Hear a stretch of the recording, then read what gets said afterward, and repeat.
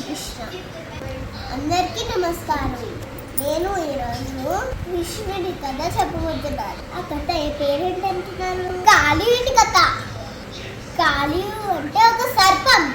దీన్ని చూసి శ్రీకృష్ణుడు ఎందుకు భయపడలేదు తెలుసుకుందాం. అయితే నా గదిలో కాళీయుడి సర్పం ఉన్నది. అది చాలా రాక్షసంగా ప్రవర్తించేది. నా నదిని కలుషితం చేసేసింది. అంటే ఆ సర్పంను విషంలో వదిలేదు. ఒకరోజు శ్రీకృష్ణుడు వాళ్ళ స్నేహితులతో ఆడుకోవడానికి వచ్చాడు. అక్కడ ఈ రాక్షసుని కాళ్ళని చూశాడు. చూసిన వెంటనే వాళ్ళ ఫ్రెండ్స్ దూరంలో వెళ్ళామన్నారు. శ్రీకృష్ణుడు మాత్రం ధైర్యంగా కాళీని ఎదుర్కొన్నారు.